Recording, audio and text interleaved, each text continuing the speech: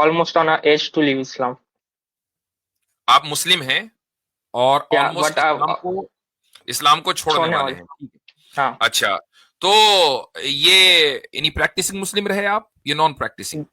practicing. Practising मुस्लिम रहे। तो जरा सा कुछ सवालों के दो चार जवाब दे दें। वही. जी, वजू कैसे करते हैं? पहले हाथ धोते हैं कलाइयों तक, फिर नाक में पानी चढ़ाते हैं, फिर सॉरी, पहले हाथ धोते हैं, फिर कुल्ली करते हैं, फिर नाक में पानी चढ़ाते हैं, फिर मुंह धोते हैं, फिर बाल सब साफ करते हैं कान में तक लिख जाके, और फिर उसमें लास्ट में पैर धोते हैं. चलो ठीक है। जी हाँ, अब आप अपना सवाल करें। जी, फर्स्ट ऑफ ऑल आप मुझसे मुझे ये जानना था कि what is the stance on marital rape. What is the stance on what? Marital rape. ये क्या चीज होती है? Marital rape. Marital rape. Marital क्या चीज भाई? Marital marital marital rape. अच्छा, तो मैरिटल रेप क्या होता है मेरे भाई? मुझे पूछे. जी, आपसे पूछ रहा हूं, ये जो हाँ, आपने एक टर्म कोइन दैट की है, हस्बैंड. मैरिटल रेप, जी, क्या होता है? मैरिटल रेप मतलब जो a woman in the bond of marriage, man in a woman in the bond of marriage, हम्म अगर हस्बैंड फोर्स करता है वाइफ को hmm for sexual purpose, then it hmm will be considered as marital rape. Marital. अच्छा, तो अगर वो force करे, ठीक है, कितने फोर्स पर रेप होगा?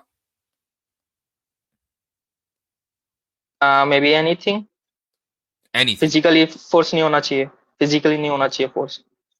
अच्छा, फिजिकली फोर्स नहीं होना चाहिए, बाकी इमोशनली फोर्स कर सकता है? नहीं, वो भी नहीं सही. अच्छा, इमोशनली भी फोर्स नहीं कर सकता। तो जैसे ही वो अपनी ख्वाहिश का, मान लीजिए अगर उसने अपनी ख्वाहिश का इजहार किया और औरत की ख्वाहिश नहीं हो रही है, हम्म, और औरत ने सोचा कि यार ये मेरा इतना करता है, पूरी जिंदगी का साथ साथ है, अगले जन्म में भी साथ ही रहना है, इन केस मसलन वो अगर हिंदुइज्म से आता है, चलो मैं इसकी बात मान लेती हूं, तो ये तो इमोशनल अत्याचार तो हो गया ना, ये यही वो ब्लैकमेल तो हो गई। आई एम सॉरी, वापस से रिपीट कर सकते हो आप? एक औरत से मर्द ने, यानी शौहर ने औरत से अपनी ख्वाहिश का इजहार किया, हम्म, औरत का दिल नहीं चाह रहा है, औरत तैयार नहीं है, मेंटली या हम्म, फिजिकली वो रेडी नहीं है, लेकिन वो मर्दों के एहसान को सामने रखकर, मर्द के अपने शौहर के एहसानात को सामने रखकर के मेरा बहुत ज्यादा ख्याल रखता है, तो चलो मैं इसकी बात मान लेती हूं, हम्म, मजबूर होकर उसने बात मान ली, तो ये फोर्स है या नहीं है? नहीं, इट्स अ क्यों? कंसेंट. क्यों कंसेंट वो क्यों है भाई? दे रही वो है, तो मजबूर है। वो वो ये दे तो सोच रही रही है, है एट वो द ये सोच एंड. रही है, होल्ड ऑन, वो ये सोच रही है कि मैंने इसकी बात आज नहीं मानी, कल ये मेरी बात नहीं मानेगा, तो वो मजबूर है, और वो ये सोचकर कंसेंट दे रही है, तो मजबूरी का इसका मतलब ये होगा, मजबूरी के कंसेंट को आप कंसेंट मानते हैं?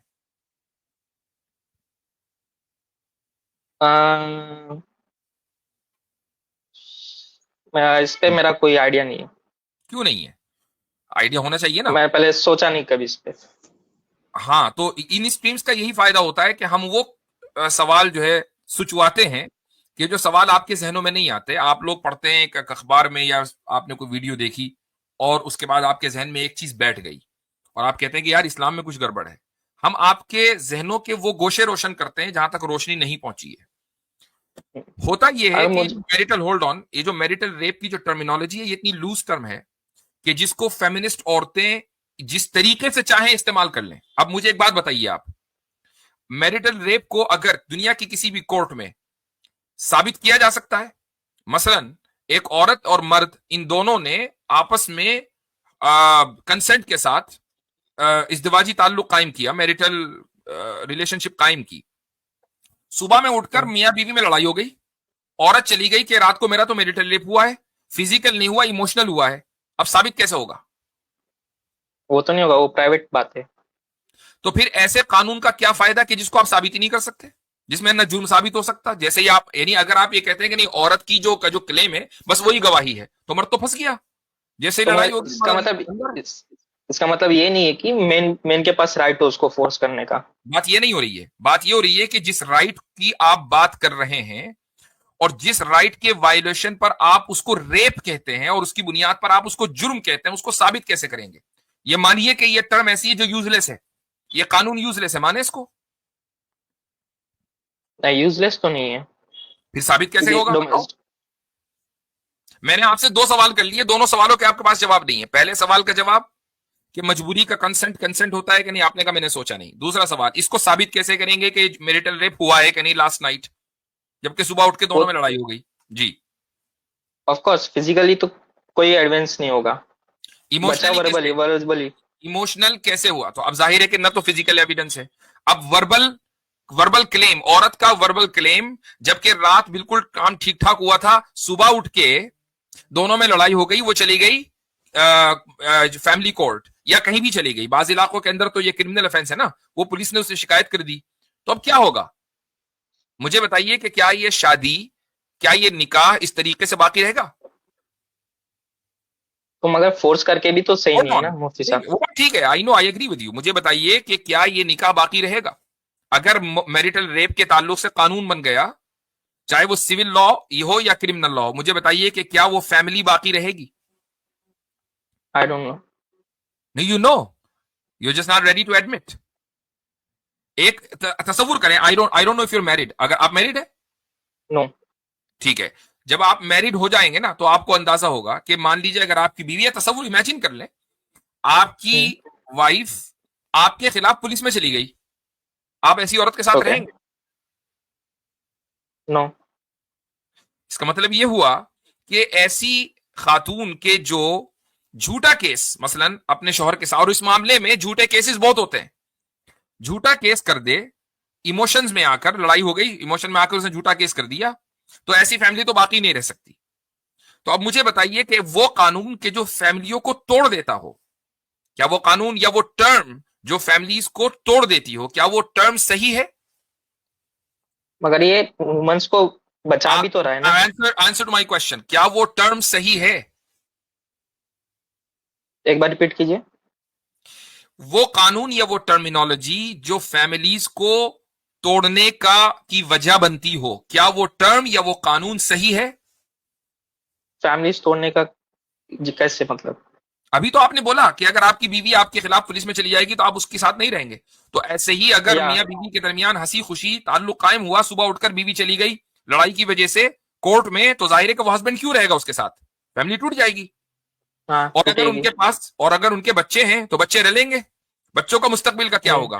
तो आपकी but is what about if terminology in the case आपके but what in the case hold on, पहले हम इस पे बात कर लेते हैं ना। आपने एक टर्मिनोलॉजी, हम पहले टर्म को डिकंस्ट्रक्ट करेंगे, उसके बाद बात करेंगे उसकी। पहले टर्मिनोलॉजी को डिकंस्ट्रक्ट किया जाएगा। तो ये जो टर्म है, जो फेमिनिज्म ने आपको दी है, जो लिबरलिज्म ने आपको दी है, ये इतनी लूज टर्म है कि उसकी वजह से फैमिलीज टूट जाती हैं। तो मुझे बताएं कि क्या आपको ये पसंद है कि आपकी फैमिली टूट जाए? आपकी तो अभी फैमिली शुरू नहीं हुई है, आपके पेरेंट्स की फैमिली टूट जाए, आपको पसंद है? नो। नहीं। एक आदमी फितरी तौर पर कभी भी ये नहीं चाहेगा कि मेरी फैमिली या मेरे पेरेंट्स की फैमिली या मेरे जानने वालों में से किसी की भी फैमिली टूट जाए।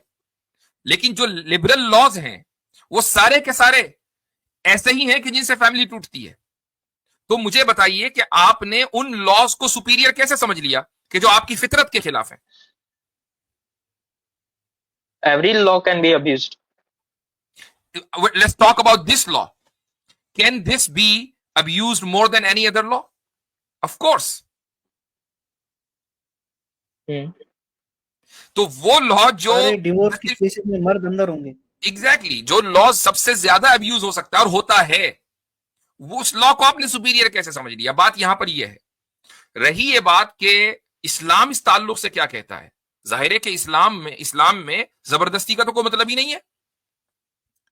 यानी एक तो हाँ, ये अलग बात है कि जबरदस्ती की जो डेफिनेशन है वो ये, मिसाल के तौर पर एक आदमी अपनी बीवी को इस बात पर मारता है, भाई फिजिकल अब्यूज तो जब ही होगा ना कि वो उसको मार रहा है और मजबूर कर रहा है। इसकी इजाजत नहीं है, इसकी कोई गुंजाइश नहीं है शरीयत में, ठीक है?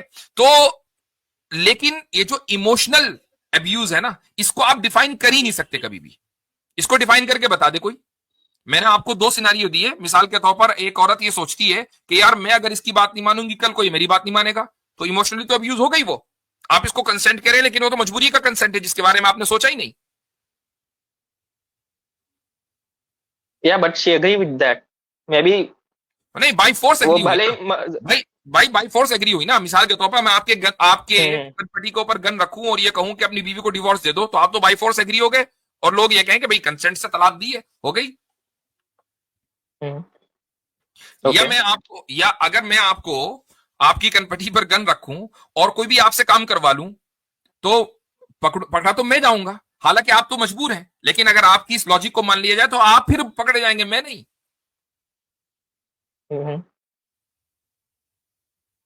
ओके। जी। तो आपकी इस टर्म को हमने डिकंस्ट्रक्ट कर दिया, और यह साबित हुआ कि यह टर्म निहायत वाहियात किस्म की टर्म है, इसका कोई एक मुहज्जब मुआशरे के अंदर वजूद नहीं होना चाहिए। ये फेमिनिज्म और उस फेमिनिज्म की का पेश करदा प्रपोजल है, उसका ये एक आइडिया है कि जो फैमिली सिस्टम के खिलाफ है। ये याद रखिएगा कि फेमिनिज्म इज एंटाई फैमिली। आप एक फैमिली से आते हैं, और मैं आपने खुद ही कहा कि मैं नहीं चाहूंगा कि मेरे माँ बाप सेपरेट हो जाएं, लेकिन अगर आप एक फेमिनिस्ट से पूछेंगे ना, तो वो कहेगी कि अगर एक औरत नहीं चाहती तो उसको बिल्कुल मर्द नहीं चाहता, तो फैमिली का कोई मतलब ही नहीं है। फैमिलीज से मुआशरे नहीं चला करते। फैमिलीज जो है वो मर्द और औरत की आजादी को लिमिट कर देती है। फेमिनिज्म का पूरा आइडिया फैमिली सिस्टम के खिलाफ है। और ओके। मुझे अफसोस होता है अपने नौजवानों के ऊपर कि वो सोशल मीडिया या मूवी इंडस्ट्री की वजह से फेमिनिज्म से इंस्पायर्ड होते हैं और अपने मजहब में शक करने लगते हैं, जबकि जबकि 10 मिनट के अंदर आपको फेमिनिज्म का जो फंडामेंटल जो फ्लॉ है वो पता चल गया। तो मगर गलत भी तो नहीं है ना ये लॉ? अगर सच में तो भाई फिर गलत किसको वुमन कहते अब्यूज हैं? हुई होती, तो फिर गलत अगर किसको सच में कहते हैं? वुमन अब्यूज हुई होगी तो मुझे बताइए कि वो गलत फिर किसको कहते हैं? क्या गलत? गलत लॉ को फिर गलत कब कहा जाएगा? जब आप उस लॉ को इस्तेमाल करके मर्द को कभी साबित ही नहीं कर सकते, औरत का बरहक होना साबित ही नहीं कर सकते, तो फिर उस लॉ को गलत कब, यानी फिर वो लॉ सही कब होगा? वो तो गलत ही होगा ना। मर्द को तो आप कभी भी सही मानों में मुजरिम साबित ही नहीं कर सकते, औरत को कभी आप झूठा साबित नहीं कर सकते। या बट मैंने कहा ना, every law can be abuse. ये भी लॉ अब्यूज हो सकता है, इसका मतलब ये नहीं है कि उसका पूरा अपने दिमाग की एक पॉइंट थोड़ा में सा आते हैं। विंडो जरा वाइड खोलें। जी जी, go ahead। जी जिनेसिस साहब, आप सेक्सिस्ट में यानी कि सेक्सिस्ट हैं या एंटी सेक्सिस्ट हैं? आई डोंट नो द टर्मिनोलॉजी। अच्छा ठीक। फेमिनिस्ट लोग जो है ना, वो कहते हैं कि वो लोग एंटी सेक्सिस्ट होते हैं। जो इस तरह के लॉ की बात करते हैं, वो कहते हैं कि हम लोग एंटी सेक्सिस्ट हैं। पता है, ये लॉ अपने आप में सबसे ज्यादा सेक्सिस्ट लॉ है। आपको समझ आ रही है? ये लॉ एक ऐसा लॉ है जिसमें सेक्सिज्म जो है, यानी कि ये प्री सपोज पहले ही मान लिया गया है कि औरत जो है वो इसमें सही साबित हो ही जाएगी। ठीक है, यानी कि पॉसिबिलिटी उसके सही साबित होने की सिर्फ इतनी है, उसके क्लेम के लिए कुछ नहीं करना, बस इतना करना है कि बस जाके बोलना है कि मेरा कंसेंट नहीं था, दैट्स इट, खत्म। आ, ये वो ये ना जो असदुद्दीन तो ओवैसी साहब भाई- का था, वो जिसमें वो कह रहे आसिफ थे भाई कि देखें, मतलब मसला मुफ्ती क्या साहब है? गलत भी तो नहीं है ना ये? अरे यार, मैं बोल रहा हूँ कि हाँ ठीक है। खामोश रहो, खामोश रहो। आसिम भाई, ऐसा है कि जिन लोगों को टर्मिनोलॉजी, बेसिक टर्मिनोलॉजी नहीं पता है, हमें बात उनसे करनी पड़ती है, तो हम उनको टर्म्स भी बताएं। अब ये जो आपने टर्म इस्तेमाल किए, सेक्सिस्ट और नॉन सेक्सिस्ट, पहले इसको डिफाइन तो कर दे हमारे मोहतरम के लिए। इनके तो सर पे से गुजर रही है। सेक्सिस्ट होता क्या है? मुझे एक बात बताएं। और मैं अभी आसिम भाई आपसे भी चाहूंगा कि आप जरा टर्मिनोलॉजी की वजाहत कर दें, जो आपने दलील दी है उसकी वजाहत कर दें।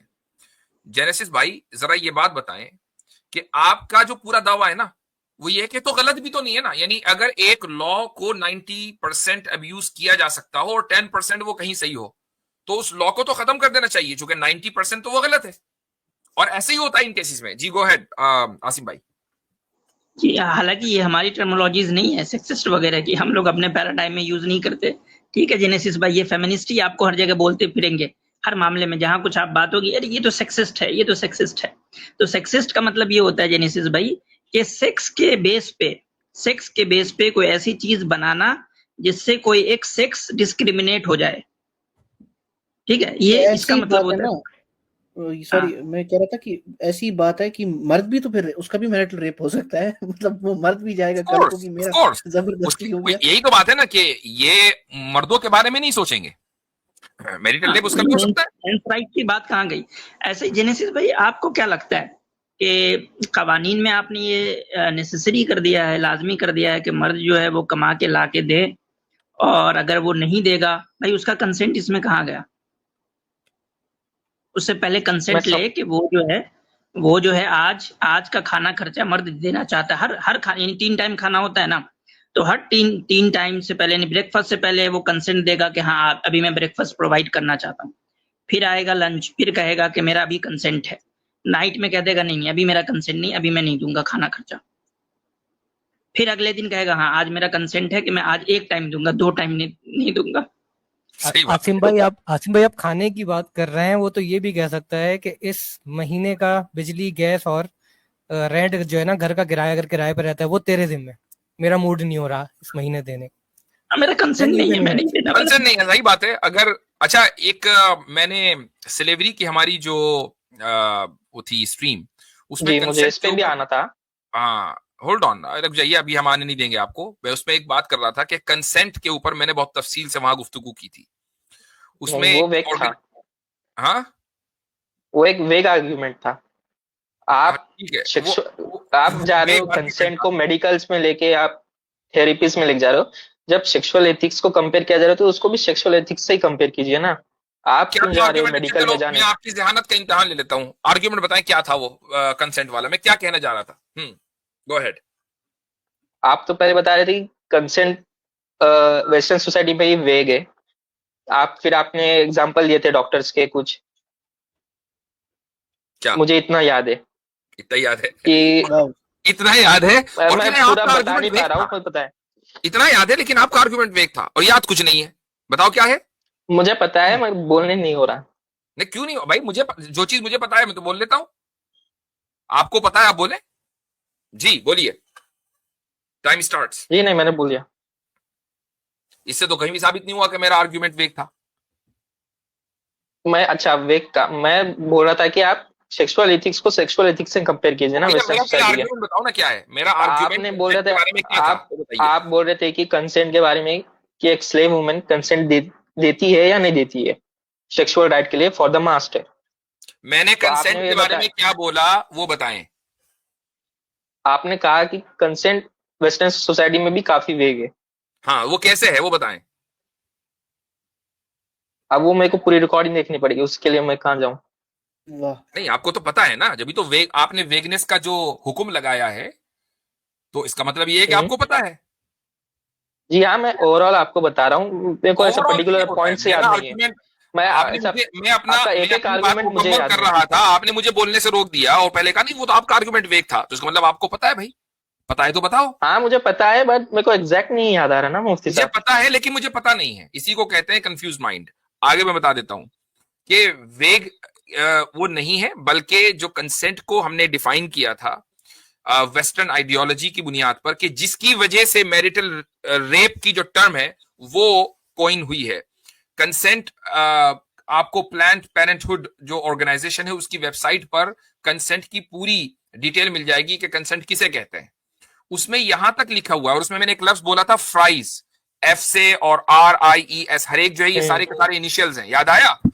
उसमें उसमें एक चीज थी, वो ये थी कि बार बार कंसेंट लेते रहे। मसलन सेक्सुअल कोर्स चल रहा है, इंटरकोर्स चल रहा है, सेक्सुअल काम चल रहा है, अब उसमें मर्द जो है वो बार बार पूछता रहे कि भाई पहले इस चीक के बारे में पूछे कि इधर कर लूं, फिर उस चीक के बारे में, फिर उसके बाद लिप्स के बारे में, फिर उसके बाद कहीं और के बारे में, और फिर बार बार ये भी कंफर्म करते रहे कि ठीक चल रहा है ना। जरा मुझे बताओ कि इतना ही नहीं है, अगर आपने पता नहीं वो वीडियो देखा होगा कि नहीं, अब एक नया ट्रेंड शुरू हो गया है वेस्ट में कि जो नाई होता है ना, नाई पहले पूछता है उसको कैन आई टच यू, मतलब वहाँ मतलब कॉमन सेंस है कि चलो नाई मैं के कहता पास हूँ में ठीक है, क्यों नाई पूछ ले यार, नाई पूछ ले। मियाँ बीवी अगर हर 2 मिनट के अंदर उस अमल के दौरान एक दूसरे से पूछते रहेंगे तो ये अमल कैसे होगा? जरूरी नहीं है ना कि पूछे, अगर भाई कंसेंसुअली हो रहा है, अगर मर्द जैसे फॉर एग्जांपल, कंसेंट को उसी सुनिए तरीके तो, से डिफाइन किया गया है और ये भी कहा गया है कि अगर ऐसा नहीं किया तो कंसेंट नहीं है।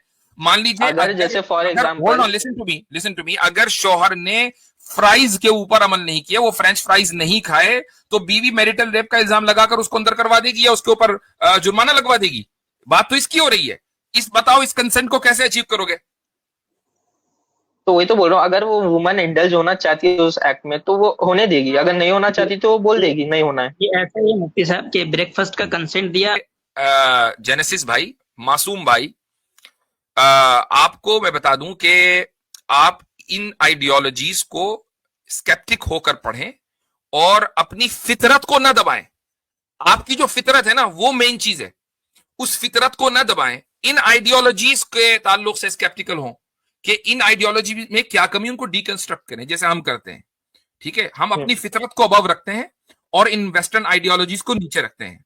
हम इन वेस्टर्न आइडियोलॉजीज को अपने ऊपर हावी नहीं होने देते, हालांकि हम उस माहौल में रहते हैं कि जहां हर तरफ यही आइडियोलॉजी है, लेकिन हम अपनी फितरत को ऊपर रखते हैं, चूंकि इंसान के नजदीक सबसे अहम उसकी फितरत है जो खुदा ने उसको बनाई है। तो आई थिंक दैट आपके लिए आज इतना ही सबक काफी है, फिर अगली मरतबा इंशाल्लाह फिर बात नहीं होगी। नहीं, सिर्फ 2-3 सवाल ही है मेरे, सवाल खत्म हो गए, भाई, स्लेवरी पे आपने निकाला था आपने तो बस 15 वही मिनट है। बात करी मैंने, और इतना क्या, और क्या चाहिए? और भी तो कॉलर्स है ना, दूसरों का भी हक है। हाँ तो बस अगली मरतबा आइएगा। बस इजाजत लेते हैं। इतने सवाल, एक ही सवाल को आपको समझाना पड़ा हमें 3-3 4-4 आदमियों को, तो दूसरे सवाल में तो पता नहीं क्या गजब ढाएंगे भैया। हाँ जी, प्ले एज गेस्ट। ओके, खेलो मेहमान की तरह। आवाज नहीं आ रही, चलो निकालो। Mister x,